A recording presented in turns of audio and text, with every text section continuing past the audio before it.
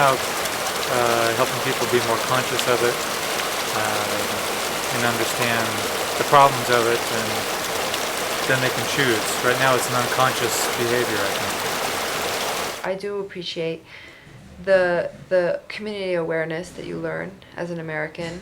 I know that in kindergarten they teach you to, throw trash in a trash receptacle, and to, what would the city look like if you threw trash in a trash can? What would the city look like if you threw trash anywhere you wanted? Draw both pictures, put them up on the wall. Which one's more beautiful? These are elementary things that will come, but have not yet. Today I went to go look for an apartment, and I was going up the stairs, and there was they were doing work, so it was all dusty. And he said, "Wait till the dust settles before you walk up the stairs." And I said, "All of Yerevan is dusty." And he said, "Yeah, another 50 years." So I think we have another 50 years until our dust settles.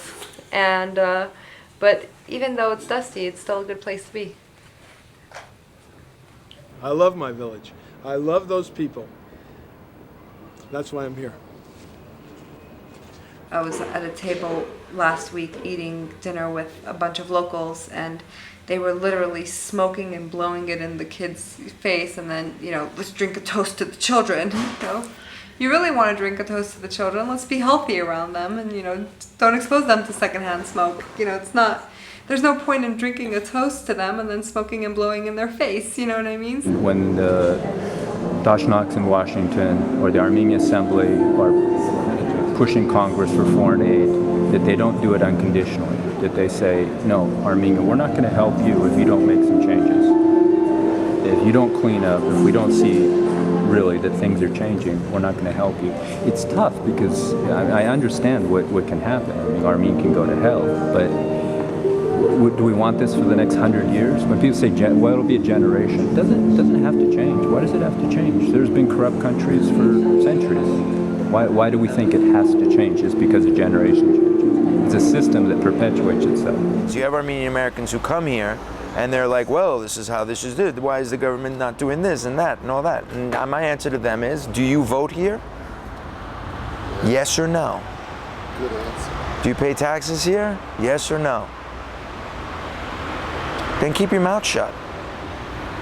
Or don't keep your mouth shut. Discuss it. Don't say this is how it's going to be. Discuss it. Because they're more than willing to listen to ideas here. People, they're not as closed-minded as everyone thinks they are. That international aid to Armenia should be based on tax collection. And if we really want to beat corruption, I mean, this is a long-term process, but tax collection is the best way, and it's a complex thing. But basically, people, when they're taxed, have demands, right? So if oligarchs are forced to pay taxes and the little guy has to pay tax, then I want something in return, right? But when you can pocket, put it under the counter in this way and that way, the system is gone. So that you can have the system. You can have the system. You can have this system that you see. Right. It's very difficult to go on like this, really, where you don't have a real opposition. The real opposition is outside the government, and the government isn't as caring as it should be in a democracy. But I am hoping that things will improve. There are good signs, very small ones, but things can get worse. That I'm sure of. Now, the fact that I can say that in front of cameras is a sign of going forward, and I hope things improve. What do you think is the answer? People have to be honest, and you can't legislate honesty. That's the worst thing. Politically, there are questions there that people need to be sensitive about, especially in the current climate. So we don't, people, especially North Americans, were very aware of not being seen to be sort of colonizing the homeland, with their kind of Western capitalist liberal, values. We order American hamburgers in Armenia, and that's okay.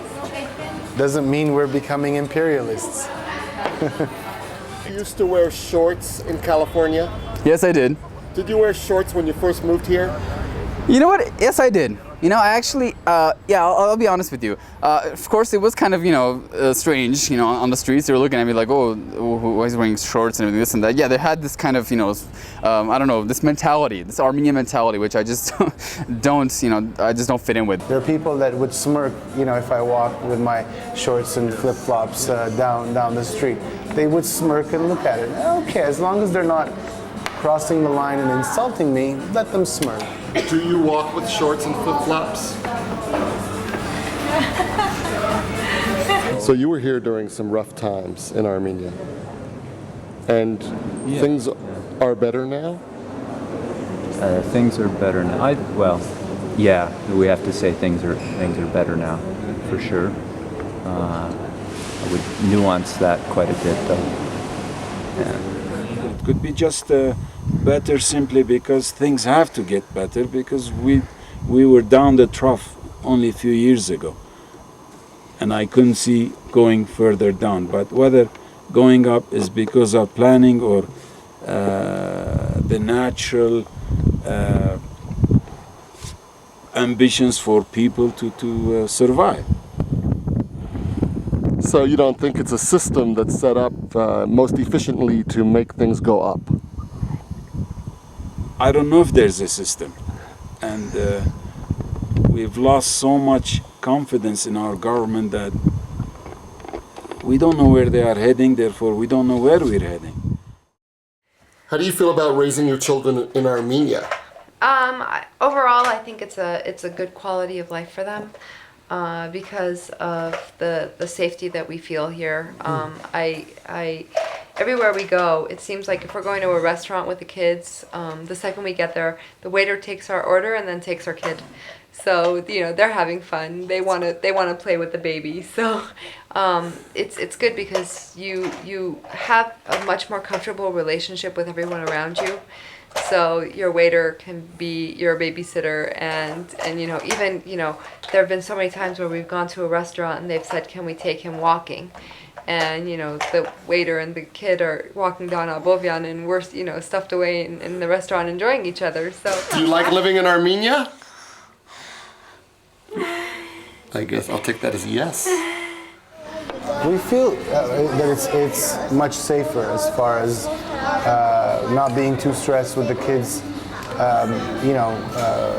playing outside or running around or going to school. Are they going to, is the teachers going? Are the teachers going to abuse them, or are they going to be kidnapped, or all the Western fears? We don't have that stress, but there is a stress of, is the education going to be up to par? Are they going to come out, 10 years from now with everything that they would have come out if we stayed in Canada? We love it.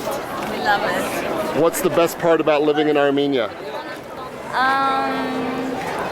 The people. Yeah. The people. Yeah. Yeah. What is it about the people? Just everybody's like family. It's like so one great. big family. You don't feel like you're a stranger. Can you learn to speak Armenian? Yeah, we learn really, really fast. What can you say in Armenian now? Ուրախ տարեթարց Հայաստան. What can you say to someone watching that may be considering moving to Armenia? What should they do? They should move to Armenia. It would be such a better quality of life than so many lives that I've witnessed in the States. I'm not saying everyone's life in the States, but it's an amazing quality of life. You really feel valued, you feel valuable, you feel like you contribute and that your contribution matters.